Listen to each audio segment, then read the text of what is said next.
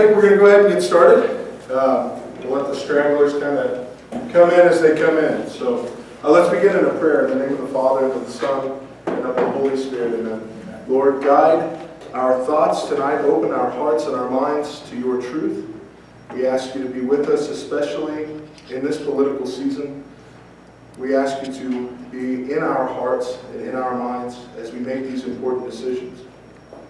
We ask all these things through Christ our Lord. Amen. In the name of the Father, and the Son, and the Holy Spirit. As Bonnie said, my name is Father P.J. Voegeli. I've got the home team back here. Mom and aunts are all back here. I'm from St. Catherine of Siena Parish. I've been ordained for a year and a half. And they called me a couple weeks ago to fill in for the Father Bernie Georges. So I know I'm not going to live up to him. So you'll have to lower your expectations a little bit. And if you do that, I think we'll be just fine. We'll make it through this. But, without further ado, just to let you guys know, I'm no scholar. I don't claim to be a scholar. I would never claim to be a scholar. In fact, the day that I left seminary was one of the happiest days of my life. I'm not a very good student. It's not that I lack intelligence necessarily. I'm just not a good student. So I don't have a degree in moral theology, and I don't have a degree in necessarily in systematic theology.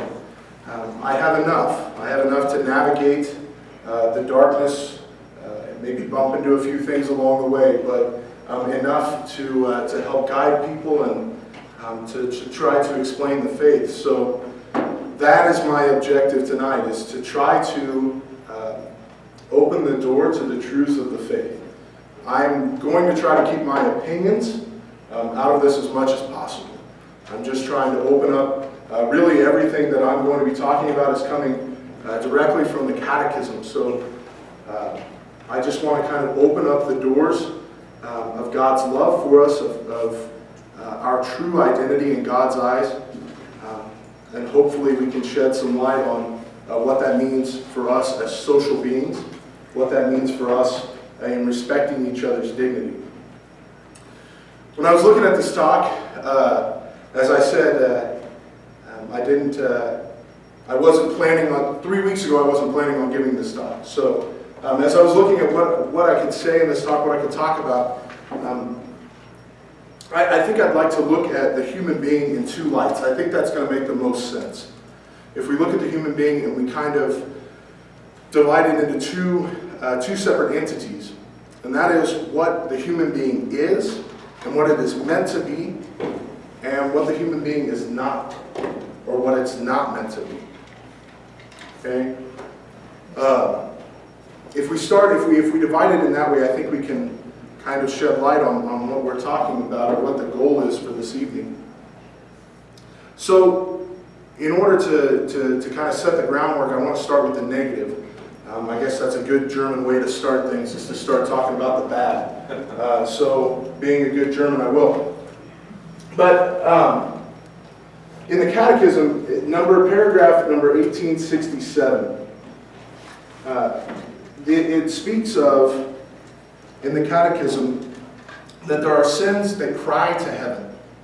There's 5 sins that cry to heaven. Okay? These are sins that happened in the history of Scripture, but they are sins from which the Catholic Church takes its social doctrine. These are truths that have helped us develop how we look at each other. The Church's teachings on how we interact. So I'll read this off real quick, just so that we have a reference. The catechetical tradition also recalls that there are sins that cry to heaven. They are the blood of Abel, the sin of the Sodomites, the cry of the people oppressed in Egypt, the cry of the foreigner, the widow and the orphan, and injustice to the wage earner. Okay, so if we look at those,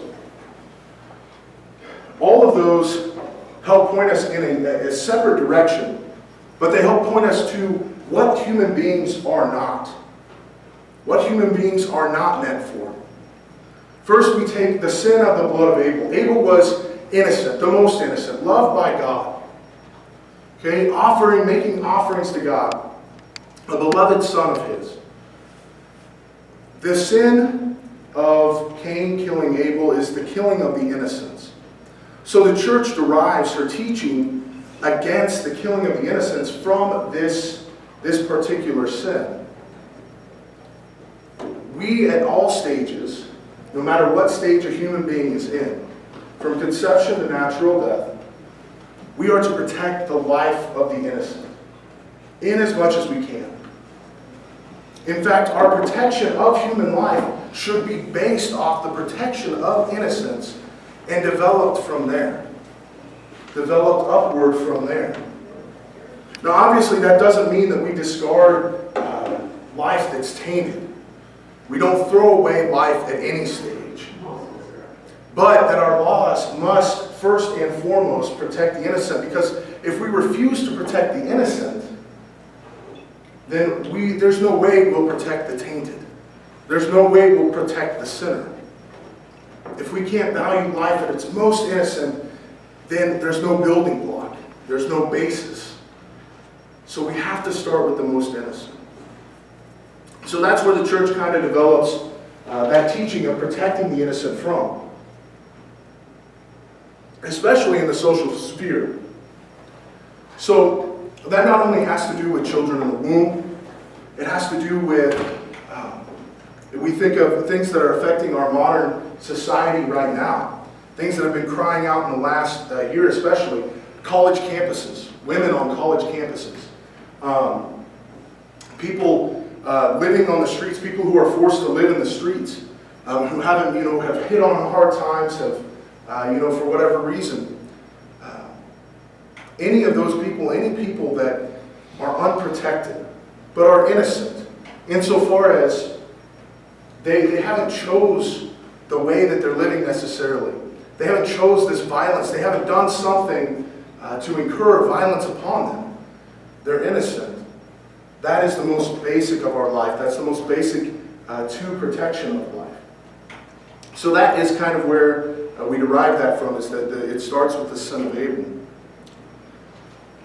So the second, the sin of the Sodomites. The sin of the Sodomites covers multiple areas, but it essentially, if we want to put it in a broad scheme, it's where we derive our social teaching on upholding the dignity of the human body, protecting the human body, not using one another's bodies.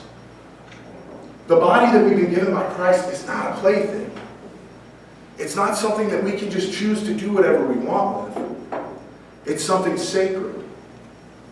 And as we narrow that down, as we refine that to a fine point, our sexuality in specific is something very, very special, something very, very sacred that God has given us. Because it allows, the gift of our sexuality allows us to partake in the godly. It allows man and woman to partake in creation. Something that is withheld only to God. It allows them to participate in that, really, truly, and authentically. And so to use that gift as counter to that act, as counter to creation, to use that gift as we want to use it as opposed to how God wants us to use it, that demoralizes human beings. It demoralizes us as a whole, as a society. And so that's something that we have to uphold. It's something that we have to uphold, is the dignity not just of the human being as a whole, the human body itself. What a beautiful thing. What a beautiful thing. And so that drives our social teaching on respecting others, respecting them physically, treating all humans with the respect that Christ himself would give them. Trying our best to look at another human being not for their appearance, but for who they truly are, mind, body, and soul. to see in another human being the body of Christ itself. Okay? So then we have the captivity of the Jews in Egypt. Captivity of the Jewish people in Egypt. We at no time are we allowed to oppress another people just for them being different than us. That spurs the Catholic Church's teaching on that, drives it forward. At no place, at no time is it acceptable to treat another human being as if they were substandard, as if they were sub to us, if they were at a lower level than we are. When we do that, we're looking at another human being as if they're a thing. We're looking at them as if their only purpose is to help me, to build me up. What can I get out of you? And this touches on many facets of life. You'll notice that as I'm mentioning these, lines are being crossed. All of these things interrelate. None of them are completely separate from each other. But that's something we have to think about that, especially in today's society. With the surplus that we have, that this wonderful country of ours, this beautiful country of ours, the surplus that we have the ability to help many. To help many. And we have to ask that question, are we doing it? Are we doing it? Are we allowing these people to be lifted up out of a state that is subhuman in order to live as Christ has truly desired for them to live? But we ask that at all stages of our society as well. This isn't a new problem. This isn't something that's just popped up in our society, but the oppression of certain peoples, certain classes of people, certain types of people, races, this happened throughout all of Earth's history. But as I said, Christ looks at it as an abomination. When he created Adam and Eve, he didn't create them one greater than the other. He created them to be together. And all humanity spurs from that. All humanity grows from that. At no point in time did God say, you are unequal. You are not equal to. No, he says, if you love me, if you follow me, then you're in my love. You are one of my children. So every human being has that opportunity. Every human being has that opportunity to be loved by God. And if every human being has the opportunity to be loved by God, then why and how could we treat them any different? Where would we pull our authority to treat another human being as lesser if God himself holds us all up on the same level? The ultimate authority holds us up on the same level as equals. It doesn't make sense. Next, we have protecting the foreigner, the widow, and the orphan. This is especially pertinent in our society today. All of these are pertinent in our society, but we hear a lot about this on the news. We have an obligation to protect those that cannot protect themselves. This is tricky. This is a very, very tricky part of our world today. We have a duty and an obligation to protect in this country and in any country. The government in any country has a duty and an obligation to protect its citizens. But as Christians, as Catholics, we also have a duty and an obligation to protect those who can't protect themselves, including immigrants, including foreigners. It extends to that. So where does that balance fall? That's the question. That's the question. Where do we find that balance? It can be difficult. In all of these situations, we'll get into that a little bit, and here in a little bit, we find difficulties. But that doesn't mean that we can't try. That doesn't mean that we get to give up. That means that there are going to be disagreements in how this is carried out. The church has argued amongst itself for 2,000 years. And it's going to continue to do so. Because anytime that there's friction, anytime you're trying to move forward, there's going to be friction. There's going to be people with differing ideas on how to get to the ultimate goal. And the ultimate goal for all of humanity is heaven. So, there's going to be friction. There's going to be differing ideas on how we go about getting there. Just look at the saints in history. Saints arguing with saints. We see it all the time. You know, writing nasty grams to each other. It happens. You know, and these are people that are in heaven that we believe are bending the ear of Christ right now. And when you have two people that disagree with each other so much, but they're both up there with Him, it gives us hope. Because we can have differing ideas on how to reach the end goal. But we can both get there. We can both get there. And that's nowhere more important than, and where more apparent than in the area of protecting those who can't protect themselves, protecting the foreigner, the widow, the orphan, those who have been left aside, those who have been stranded to a certain extent, maybe by their government, maybe by their husband, their parents. Once again, this ties back into the innocence. Even if this person, maybe a wife is abandoned by her husband because she's a drug addict, and she refuses to leave the drugs behind. Well, does that give us the right to abandon her? No.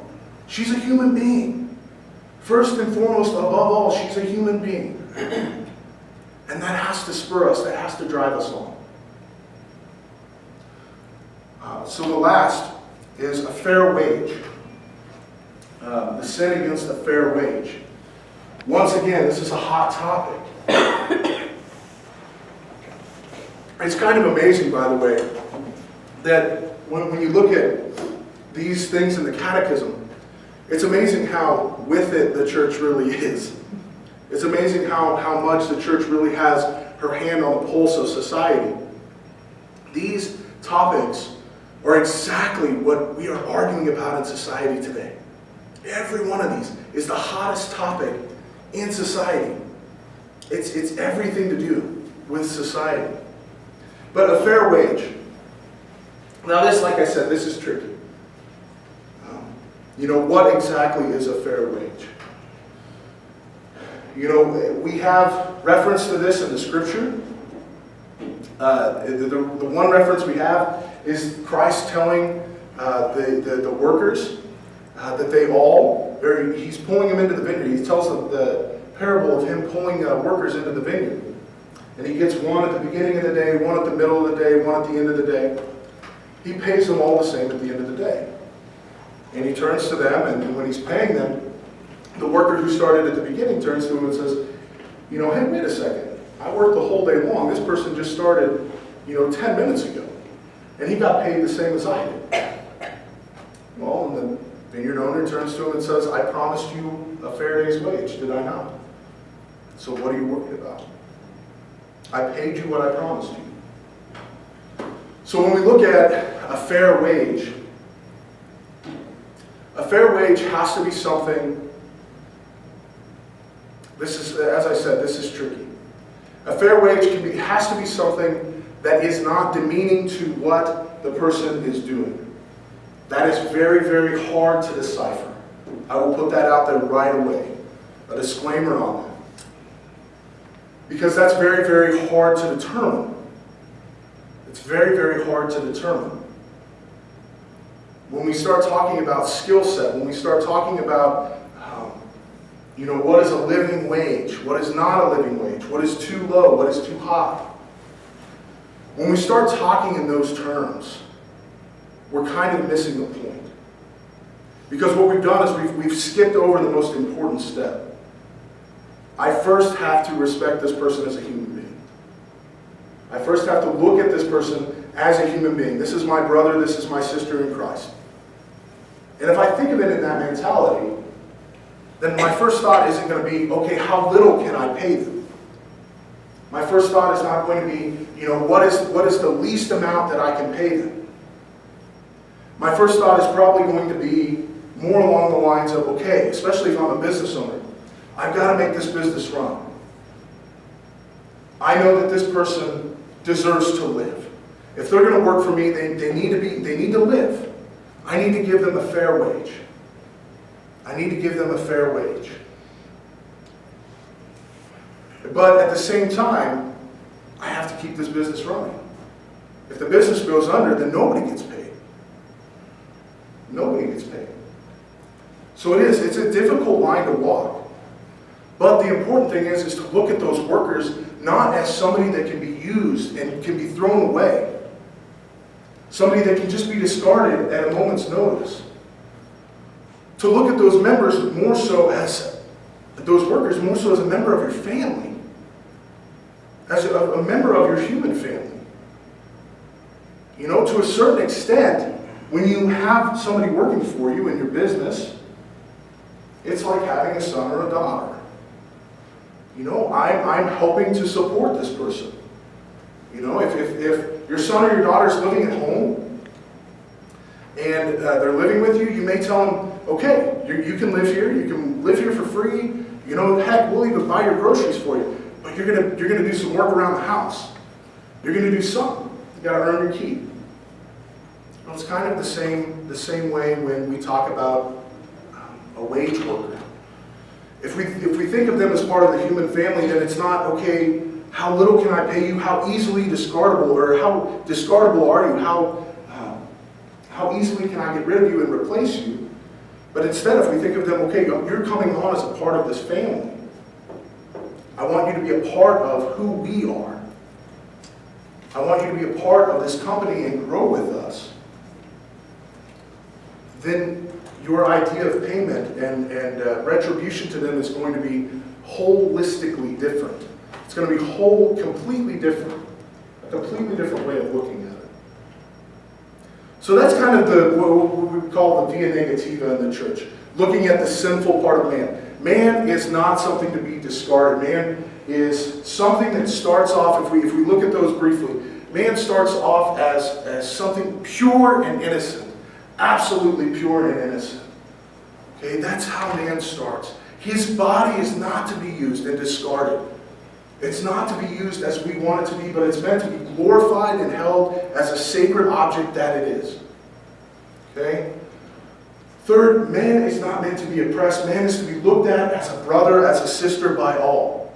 So that means that even me sitting here with people that maybe over in Syria, maybe over in Poland, wherever, people across the world from me, those are my brothers and sisters. Absolutely, purely, honestly, they are my family. Because they are human beings. Okay? We cannot... We have to protect the rights and the dignity of those that have been left behind, those that have been cast aside, those foreigners, widows, orphans, people who have been discarded by society. We have a special obligation to hold them up, to build them up.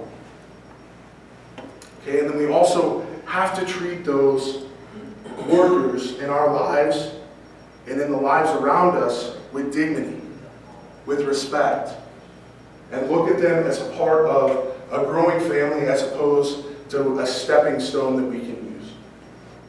In short, human life is not to be used. Human life is not to be used. Human life is beautiful, and this is where we get into the positive.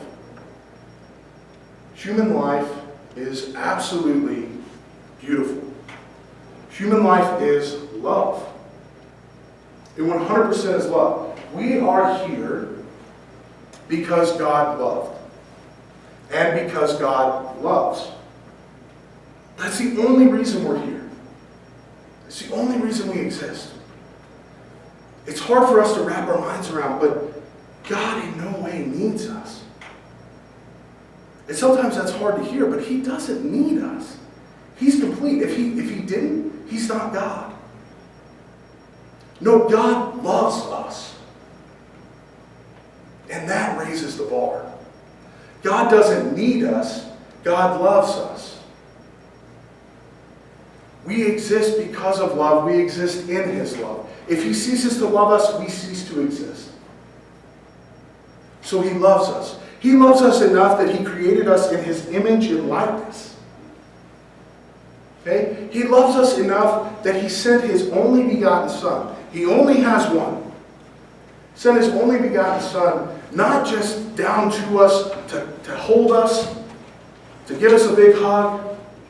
He could have snapped his fingers and saved us.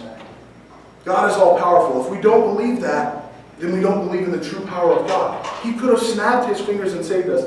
Instead, he sent his Son, who, as we believe in the Trinity, is a part of himself.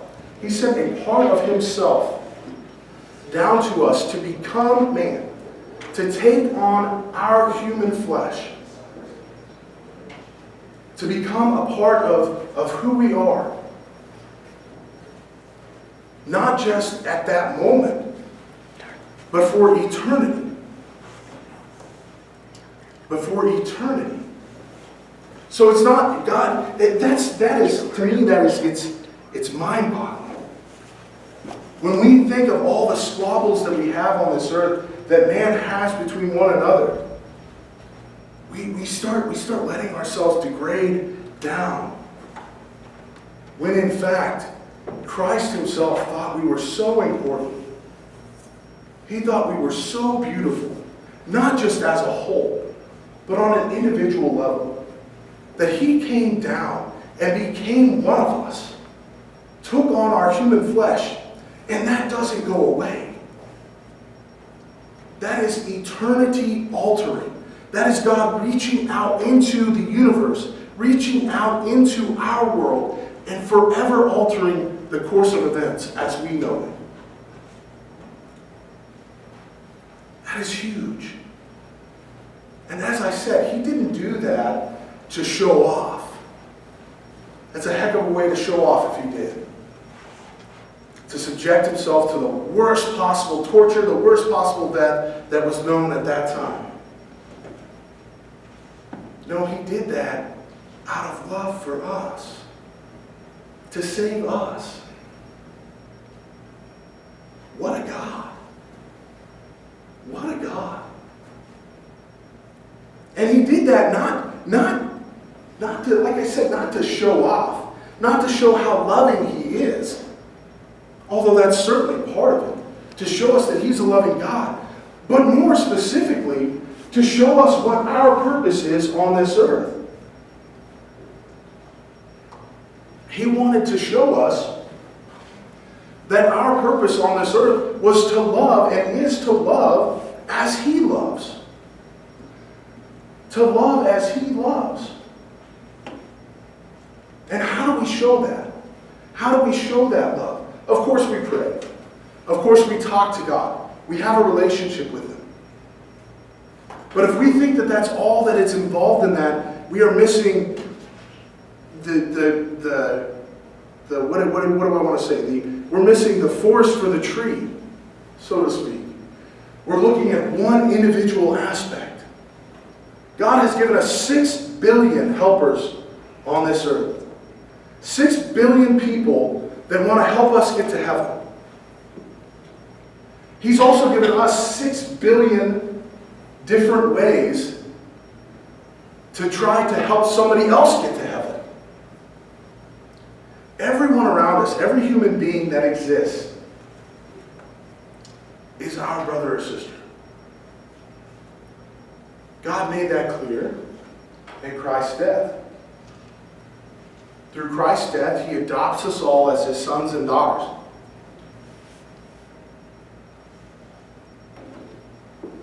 As his sons and daughters, we have the dignity that Christ does. We are upheld to that same dignity among each other. If we are upheld to the same dignity that Christ is, then we're upheld to the dignity that is in God. We are to uphold ourselves to that dignity.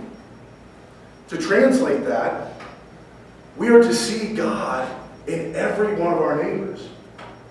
When I go to help somebody, I'm helping 2 people at once, if you will. If I pick a stranger up off the ground and help him and clothe him and feed him, Of course, I'm helping him, but I'm also helping Christ. He exists in every one of us. And with God as his Father, he is one of God's children. He's one of his sons, one of his daughters. So I have an obligation to love as God loves, to uphold people around me to the dignity that exists in God himself. Now, obviously, we're not gods, and that's not what I'm trying to say. What I'm trying to say is that if we are the sons and daughters of God, we have to look at each other as that. First and foremost, that is the dignity that we are expected by God to hold each other to. Anything less than that is unacceptable. It's unacceptable. Because anything less than that is something that is not loved the way we are by God. Anything less than that is to love outside of God's love, which is a personal and a selfish love. We have to love with his dignity. So to kind of wrap this together, if we look at the positive and we compare it to the negative, when we're talking about protecting the innocents, God made them, just as he made us. Just as he made us. They deserve every chance at life that we can offer. Obviously, things aren't always as easy as putting them out there as black and white. Protecting the innocents isn't always as easy as it seems. People go through different stages in their life. They face different things that seem like impossible odds to them at the time. Now, that doesn't mean that when we see somebody facing those odds that we give in. That we say, oh, you're facing those odds, you should go ahead and hold yourself to a lower dignity than what God wants you to be. You should let yourself engage in something that's going to hurt yourself, maybe hurt your child, hurt another person. No. No, we don't engage in that. We don't just allow that to happen. We do empathize, though. We allow ourselves to be in that person's situation, to feel in as far as we can what they're feeling, but to constantly try to raise them up. To constantly try to hold them to the dignity that they should be held to. Because if we do that, then they'll start holding themselves and others and those they come in contact with in the same dignity. Same goes for all of the other sins we talked about. Respecting those around us, not holding anyone under us, not using somebody physically, not abandoning persons, paying people just wage. All of that has gray areas. Absolutely it does. Absolutely it does. I'm 30 years old and I've already experienced that just in talking with people. In the year and a half I've been a priest, in the little bit of ministry I've done, I've experienced that in family settings and settings with friends. There are always gray areas. Those are the questions, respecting each other, trying to uphold dignity while at the same time trying to survive. Sometimes those things clash. Those two clash. And it creates this huge gray area in this world. This area where most of us have to survive. Where God has placed most of us to try to untwist these knots and tangles that have been in our world since Adam and Eve fell. That's where most of us find our life. But that doesn't mean that we can just accept that.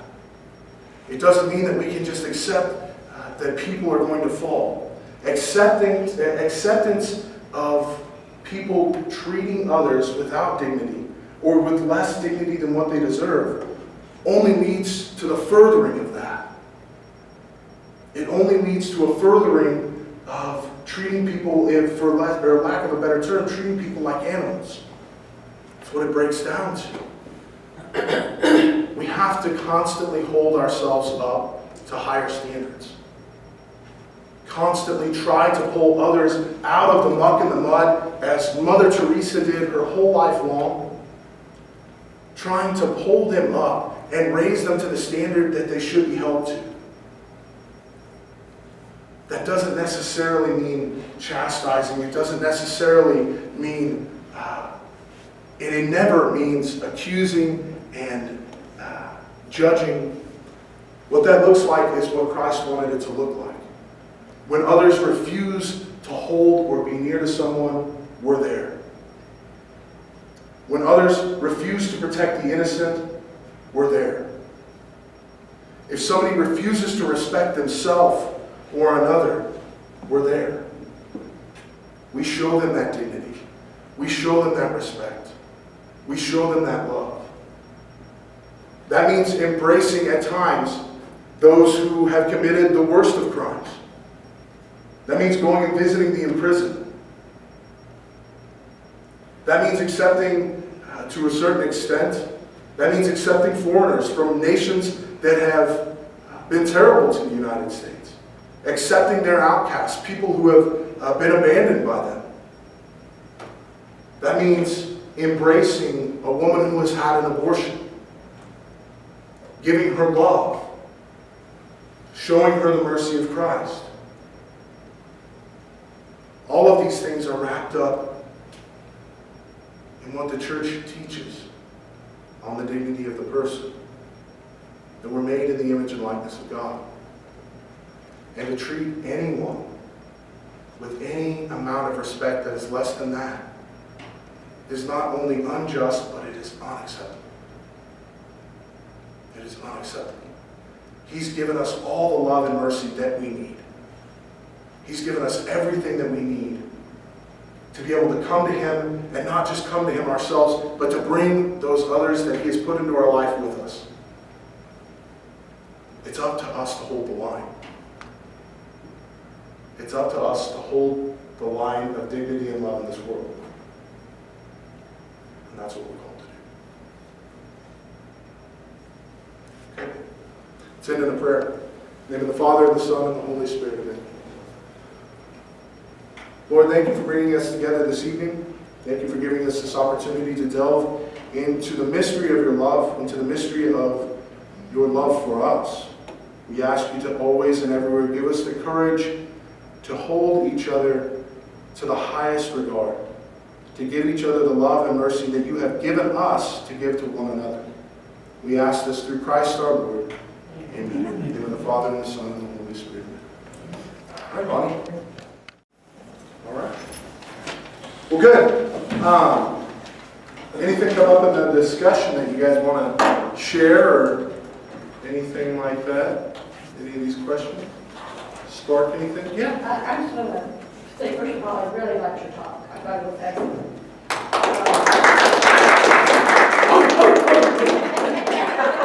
Thank you, Mama. That's on camera.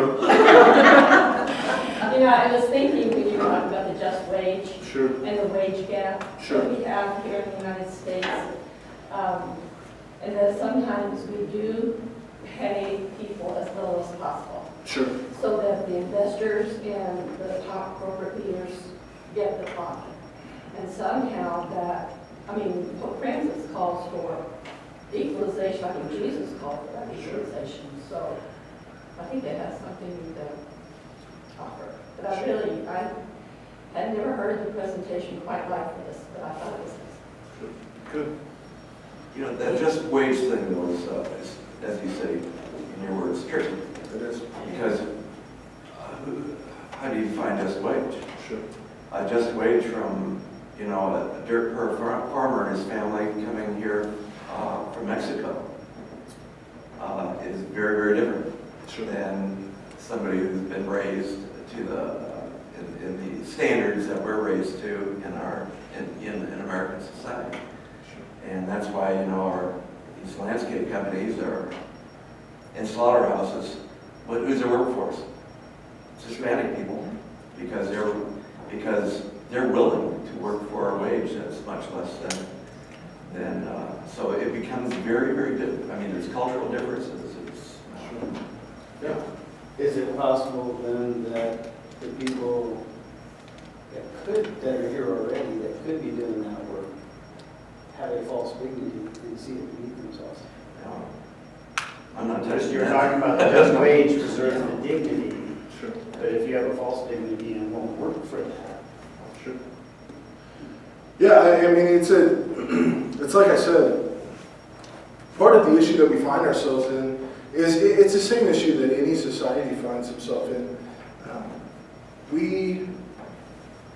If in a perfect society, we could set it up, and so to put, we kind of have to put two things aside here, or look at it two different ways.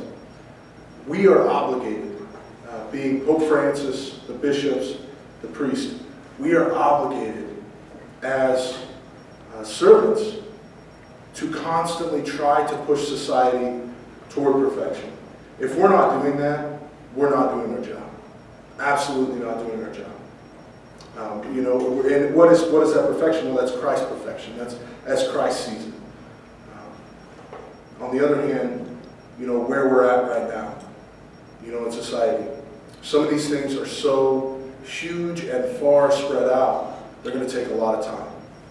But that doesn't mean that we're not constantly working toward it. For example, I took a year off of seminary, and I went and worked for Cargill. I went and worked in a beef packing plant.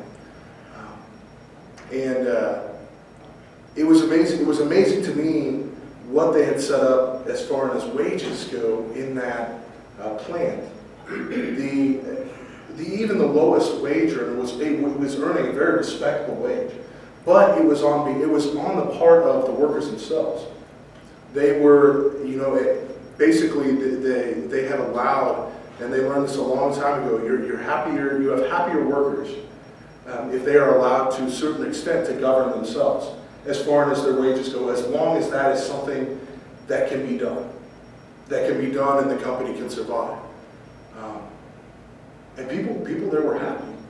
They were happy and they were living their life. And it was good. Yeah. On the wage thing though, when you raise the minimum wage, like we keep wanting to do, what you have to realize is you have employees that, like we have a grocery store. So you have employees that are kids, that aren't set up to support themselves. But you keep raising this wage, and what that does is pull the wage down from the people that need it, because you only have so much money to pay your employees. So and we have to keep that in mind too. It's a tricky situation. And that's exactly where we find ourselves. Right. We find ourselves now where what has happened is, and those are because of, and I will say this, and I think I can say this with fairness, because of what a few have done in this country, because of what some have done to make their lives as glorious as possible. That's probably not exactly fair, but because of what some have done to push things to the absolute limit, how much can I scrape off? We see smaller businesses suffering because we look at these big corporations, these giant corporations who are paying a CEO, whatever, 20, 30, 40 million dollars a year, whatever. Are they free to do that? Yeah, they're free to do that. However, because of those choices, we also drive the back end of that, the workers, we have a drive to pay them as little as possible. We drive to pay them as little as possible and still keep them employed. Who does that hurt? In the long run, that hurts our small business owners. It absolutely does. Because these small business owners, everyone that I've known, and obviously there's going to be bad in the bunch, it is a family. Because they're supporting their family directly. This is our livelihood. And so when they employ somebody, it's not just oh hey, come fill this spot. It's welcome to the family, whether you like it or not. And so it does. These workers who were on the one hand, we're striving to keep these corporations from, paying a manager $7 an hour, somebody who's working, 60 hours a week, and they're getting paid a $20,000 salary a year. While we're trying to keep that from happening, it also is, by trying to raise that, we're also hurting these small business owners who, like you said, may employ the high schooler. And they're giving these high schoolers great work in the summertime, and it's a community thing, and everybody worked at for instance, everybody worked at the IGA, everybody worked at the local grocery store when they were younger, and they loved it, and they got enough to fill the gas tank on the weekend, and that's what happened. So, yeah, we're hurting that. But we have to recognize that the minimum wage has always been, is now, and will ever be zero. Sure. I mean, that is the minimum wage, and if you lose your job, there's your Sure. minimum wage.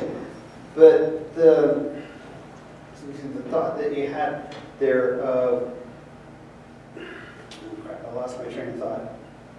I know that you need to protect the dignity of the worker. I mean, that's important.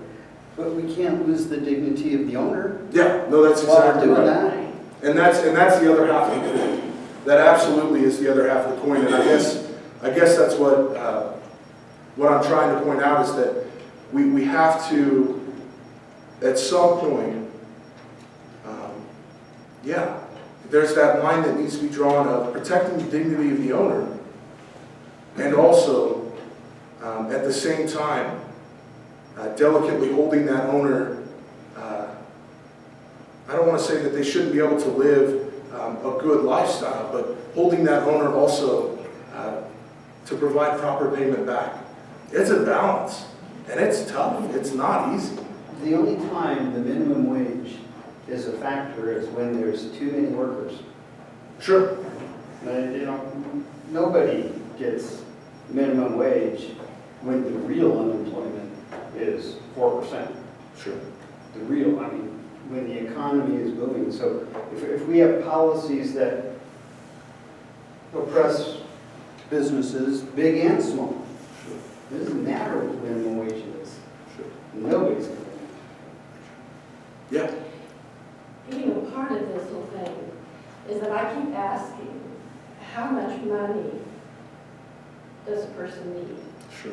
Yeah. And how many yachts, and how many houses, and how many of those things do I really need when my brothers and my sisters are starving to death in other parts of the country? And maybe even in the U.S. And I think the American dream, it does have a dark side as well as a good side.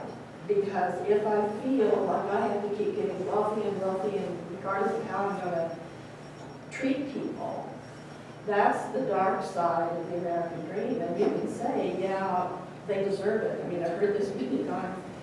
They have a right to their money, they have a right to this. But I'm not sure that is true, because all is God's gift. And everything that God has given to us is for the good of the people, the whole people. So I have to ask myself, how much do I need to be happy and to have a The good life? people that are building those yachts want somebody to buy them. The people that are building those fancy cars need somebody to buy them. Maybe and they don't operate need to them. Build a fancy car. There's jobs there. Yeah. I would say one thing for us to keep in mind is that Catholic social teaching tells us that people are more important than things, always. There is no comparison. So when we talk about, I need all these things, and when I talk to teenagers, this really comes up. Because I asked, one of the first questions I asked them is, how many of you have an iPhone? A lot of young teens, even 12-year-olds, have iPhones now. Okay? So then I talk about how often you have a conversation that's not with your phone in front of you. Because you know what?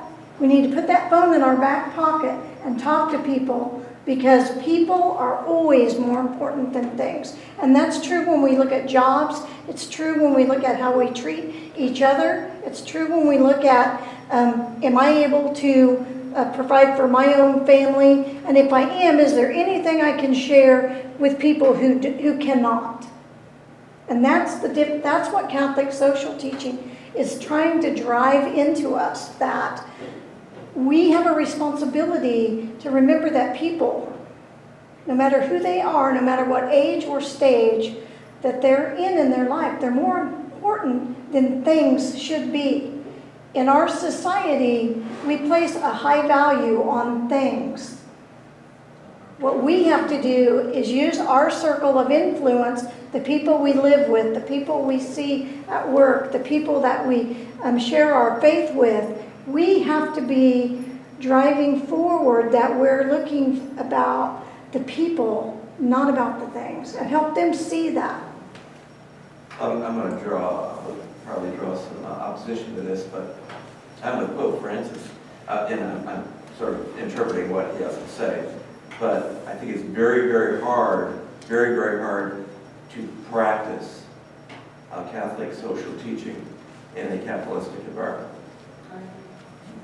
Because capitalism really, it's about rewarding people with things, and all these things that you say are, the dark side of the American dream. In the capitalistic vision, that's the bright side of the American dream. So there's a real conflict there. Last fall, I had the opportunity to go to Haiti. Sure. And I went there with it in mind that I thought, how could God have abandoned them? And no, that wasn't the only reason I went. But I went there, I wanted to find what makes them happy, And just a couple of examples that I'll give you. And I do think that what you're saying is absolutely true. And I think the more people who are exposed at an earlier age to a country like Haiti will come away thinking like you are. But there are free-range chickens everywhere, in the classrooms, everywhere. And I just asked, I said, so how does anybody know, to keep you from taking someone else's chicken, you want something. And the director who I went with, he said, everybody knows which chicken is theirs. And you don't take anybody else's chicken because you know which one's yours. So you're not going to take that one, it's not yours. And the other thing is he was trying to work with K-State so that they could replenish their soil because it's been so depleted, their soil is worthless. So his goal was to take everybody's front yard and make a garden. And you know me, for my capitalist, everybody steals kind of thing. Well, what would keep someone else from coming in and just taking stuff from your garden? And he said, that would never happen here. And after I got to know the people, it would never happen there. And all the kids went to school every day in their little uniforms, and they were clean with no running water in their houses. I don't know how they cleaned themselves, with little girls with ribbons and smiles on their faces. It was just a totally different world. And it was total opposite of what we have here. So I know it's possible. And I came away thinking, I'm not so sure that they're the ones God has forgotten. There were two things that you said that really stayed with me. Well, first of all, seeing every person as a child of God, someone who has been made in the image of God. And then the other thing was walking in their shoes. And I think we have such a tendency to condemn people if we judge their actions as wrong. And there are many people whose actions are obviously wrong. And if we really want to live Catholic social teachings, we have to get that into our heads. That we don't know why they're doing the things they're doing. What is it in their life that's brought them to this point of evil? But we have to see through that evil into the fact that this is a person in God's image. That's right. One thing that's helped me through that, through like the homosexual, the transgender, all these issues, is to realize that, and God will tell us, it says in the Bible, a sin is a sin. It doesn't matter. He doesn't measure necessarily. Granted, we have murder and all that other stuff that are the big, tall sins, but a sin is a sin. I don't say you condone the sin. No. I'm agreeing with you. Exactly. That person is created in God's image. Exactly. So redemption. for us to sit there and say, you are terrible because you are homosexual or you are this, it's not any different than if we go to the grocery store and grab a piece of gum. You know what I mean? It's a sin is a sin with God. Yeah, a couple of points real quick. Just on those 2 points. Whenever I took a class on, and I'm not meaning to beat on this point, but I took a class on homosexual studies, and one of the worst things that we can possibly do to somebody is label them anything other than what they truly are, which is a human being. You start calling somebody, you're a prisoner, you're a homosexual, no, you're not. You're a child of God. As soon as we start labeling somebody other than what they truly are, then it takes away from their dignity because it makes them an object. It makes them an object, absolutely. So that's a good point. And the second point, just real quick on the capitalism thing. I think that, and this is kind of me boiling down Pope Francis's points, which are absolutely on cue. But if we take Pope Francis's points, Pope Francis, I certainly don't believe he is telling us to get rid of capitalism. I think what he is saying is that a capitalistic society that views itself as more important than their neighbors, than the people that it governs, than the people that are there, is doomed to fail. However, capitalism, we could go to Pope John Paul II.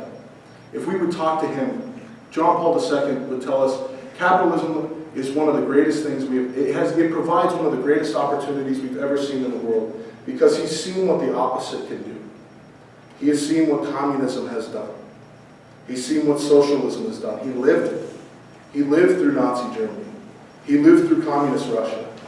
He lived through these governments that tried to force people to think, act, and do in a certain way. He saw that. The opportunity that capitalism provides us is unlike any other. However, you're absolutely right, and the other side is that it can also offer extreme evil. It can, but it's one of those things. It offers the most potent form of good that we can possibly offer to man, because it offers such a surplus. If done correctly and in thinking about others all the time, nobody would ever starve in this society. Nobody would ever starve. Nobody would go hungry. But the opposite is kind of where we see ourselves. And we've got to pull that back. Yeah, back to the back. Can I say one thing about capitalism? Yeah. I kind of agree with what you're saying about Pope Francis capitalism conflicting, but I think it depends on the ownership of the person. Bill Gates. Bill Gates gave 50% of his income to charity. That's right. But then you compare that to Walton's at Walmart, who during the 80s and 90s were cutting back to workers below 40 hours so they would have to pay health insurance. Exactly. So And that's it depends on the exactly, person who has the money. that's exactly right. Well, I would not consider Bill Gates a moral person at all. Yes. Father, I guess you could take this into... He's a human being and a child of God, but not a moral person. Barriers to Catholic social teaching now is our society, capitalist, however you want to call it.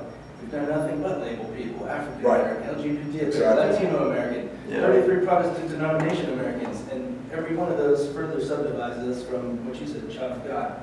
And the refugee crisis. I mean, just today, we took in 10,000 unvetted Syrians. I get that. They're in a war-torn area. 56 Christians. So our own government now has labeled, well, Muslims are in a better place, and arguably the Christians are at greater risk of persecution than those 10,000 Muslims were. So our own capitalistic government is creating barriers and labels, which makes it even harder for us to not think of them as labels. We don't have You a don't. capitalistic government. I would argue that too. But And in a true capitalist society, you profit by providing a product or a service to another person. That's true capitalism. And it raises you both up. Right. But J.D. Rockefeller became a billionaire, making it possible for people to buy kerosene for 18 cents a gallon instead of $2. He found a way to transport it. He became a billionaire. Should we resent him for the billions he got when he powered factories all the way through the night? so people could work. I think the overall point of this talk, of any talk about the dignity of the human person, is that we have two options. We can go on the way we are, where we find, we see these problems and we see a lot of complaining. We see a lot of people, oh, this is bad and this is bad, and they're right. They're right. We have some problems. We've got some issues.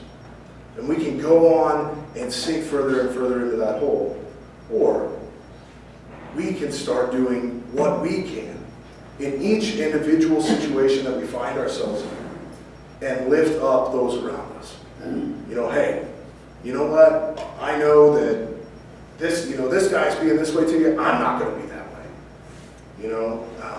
And we can apply that to every single situation of social justice, of interacting as a society. Look, you know what? Yeah, these people are bad people. They're not being good people right now. But I'm not going to treat you that way. I'm going to lift you up. I'm going to hold you up. That's what it comes down to. I can sit up here and I can talk about the church's teachings until I'm blue in the face, which I kind of did earlier. Face turns really red, it turns purple. But it doesn't make a difference unless I make a change, unless I decide to be that change, unless I decide to be the person who, no matter what, is going to uphold the dignity of my neighbors. That I'm going to do that. That doesn't fall on this person or that person, and it doesn't matter what this person or that person's doing. I'm going to be a good person. I'm going to be somebody who is in love with my Lord, who treats people as he would. Yeah. I just want to say we had a retreat last week, and we saw I Thirst with Mother Teresa. Yeah. I don't know if anybody's had a chance to see that movie. And the image that I remember most is in 1949 when she decided to just go on the street and pick a man up who had been on the street dying. And all she did was gave him water and food and a blanket and caressed him. And that image, watching that movie, was so simple. It was so simple. Just to love and to take care of your brother or your sister. And her message, that's really, I think, her whole message. Everybody wants, and it started with one. And now they're in, 120 countries? But it's just a simple, simple message. And I think we need to keep that in mind. I'm not going to be a Mother Teresa. She's unbelievable. But I'm just saying, just start with one thing a day. Offering somebody a ride or offering somebody something. Whatever it takes. It'll spread. And I love that message. If you ever get a chance to watch that movie, it's fantastic. I had never seen it. But the con to that, your idea, the con to that would be that could be our demise also. I mean, what do they teach the Muslims?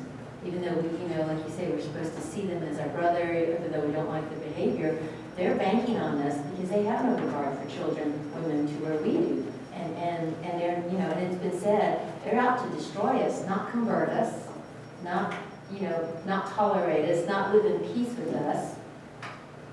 And so, at what point, where do we draw the line so that we don't, otherwise we will be killed off. Sure. And that's part of the gray area that we live in and we draw through. And that is, you're exactly right. We have a duty in our country, our government has a duty to protect their own. They have a duty to protect the world as well. I mean, we have a duty to protect those who can't protect themselves. And so where does that line get drawn? Well, where we see that line getting drawn begins, like I said, it begins with us. Justice begins with God. God lives in us. We elect our government. And that's something we have to remember, especially right now. We have so much junk coming at us, especially in this election, which who'd have thought, holy cow. But but we have so much junk being thrown at us. our government serves us. Well, it's supposed And that's the key, yeah. And that is what's key to remember. What's key to remember is that a government, and when it's not, we have to change that. We have to change that. Because if it's serving us and we are acting in the light of the Lord, if we have that in our hearts, then it will be reflected in what we enact, in the laws that we enact. Will it take a while? Yeah, that's going to take a while. That's going to take a while. You don't turn the Titanic you don't turn it on a dime. We saw that. You don't change something that quickly, but if we give up hope that it can change, we're doomed. And not doomed in a maybe I'll die kind of a way. We're all going to die. We're doomed insofar as our legacy on this earth will be, we let it rot when we could have been the shining light that God needed us to be. I want to leave with an image real quick. We were going to try to wrap up by 8, so I'm going to do that. An image that I think is very appropriate for just what social justice really is. We just watched a video on Father Capon that the priest did. So imagine Father Capon, he's over in North Korea. His whole platoon has been taken over by the enemy. His whole platoon has been in prison, and they're getting ready to march them to the prison camp. And one of the men has a busted ankle. He's been shot in the ankle. He can't walk on that leg. He can't use that leg at all. And he goes over to this prisoner, Father Capon does. First, these Korean soldiers go over, and they're going to shoot him. They've got a rifle up to this guy's head. Okay? They're going to shoot this man because he can't keep up. We're just going to get rid of him. Father Capon goes over and puts himself in between the other soldier, and he puts himself in between the gun, the barrel of this gun, and his own U.S. soldier. Puts him in between. And the Koreans are sitting there telling him, why are you doing that? Let us get rid of him. He's going to slow you guys down. You're going to have to carry him. He's going to kill you. And Father Capon just simply looks at him and says, it's worth it. It's worth it. This is my brother. This is my brother. That, I think, is a great depiction of what social justice is. These are our brothers and sisters. Father Capon didn't know that man. It turns out later that was the first time he had ever met him. The thing that connected him was the uniform, but outside of that, he had never met the man before in his life. He was a Jew too. Yeah, exactly. Different faith. That's what the Lord's calling us to. These are our brothers and sisters. To stand up for them in whatever situation He puts us in. Whoever He brings into our lives to be able to help, we have the option to do that. No, we may not be able to make the world turn on its axis, to turn it around and make it spin the other way. We may not be able to do that in a day, and this country may not change in our lifetime to what we believe that it should be, to what it could be. However, I can certainly help a man who falls down tomorrow that falls into my path. I can go visit people in a nursing home tomorrow. I can go visit people at a hospital or in a prison. I can go help down at the Lord's Diner at a food bank somewhere. I can choose to do these things on a regular basis that uphold the dignity of my fellow man. Thank you guys very much for coming for this talk.